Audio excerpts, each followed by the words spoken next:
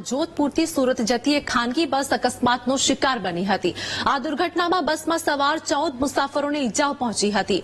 ઘાયલોને તાત્કાલિક સારવાર માટે સિવિલ હોસ્પિટલમાં ખસેડવામાં આવ્યા હતા, તો બસનો ચાલક આગળ જતી એક કારને બચાવવાનો પ્રયાસ કરી રહ્યો હતો। તે દરમિયાન બસનું સંતુલન ખોરવાતા તે રસ્તા પર પલટી મારી ગઈ હતી।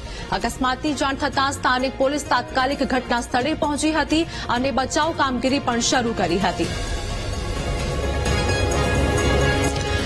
તો સિદ્ધપુરમાં ખાનગી બસનો અકસ્માતની ઘટના સામે આવી છે। ખાનગી બસે પલટી મારતા અકસ્માત સર્જાયો હતો। અકસ્માતમાં 14 મુસાફરોને ઈજા પણ પહોંચી હોવાનું સામે આવ્યું છે। ઘાયલોને સારવાર માટે હોસ્પિટલ ખાતે ખસેડવામાં આવ્યા હતા। તો અકસ્માત અંગે વાત કરીએ કે 14 મુસાફરોને ઈજા પહોંચી હોય તેવું સામે આવ્યું છે। પાટણના સિદ્ધપુરની આ ઘટના સામે આવી છે, જેમાં ખાનગી બસે પલટી મારતા અકસ્માત સર્જાયો હતો। તો બસ ચાલકે સ્ટીયરિંગ પરથી કાબુ ગુમાવતા અકસ્માત થયો હતો, જેમાં 14 લોકોને ઈજા પહોંચી હોવાનું સામે આવ્યું છે। પાટણના સિદ્ધપુરની ઘટના, જેમાં ખડી 4 રસ્તા પાસે અકસ્માતનો આ બનાવ બન્યો છે। જોધપુરથી સુરત જઈ રહેલી બસનો અકસ્માત સર્જાયો હતો। અકસ્માતમાં 14 મુસાફરો સવાર હતા, તો 14ને ઈજા પહોંચતા સારવાર માટે ખસેડવામાં આવ્યા છે। આગળ જતી કારને બચાવવા જતા બસ પલટી મારી ગઈ હતી અને દુર્ઘટના થઈ હતી।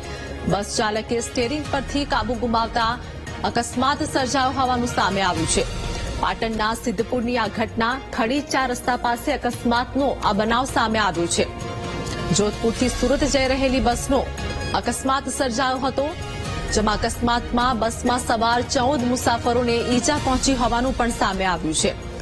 આગળ જતી કારને બચાવવા જતા બસે પલટી મારી હતી અને અકસ્માત થયો હતો। તો બસ ચાલકે સ્ટીયરિંગ પરથી કાબુ ગુમાવતા આ ઘટના બની હતી, જેમાં 14 લોકો ઈજાગ્રસ્ત થયા છે।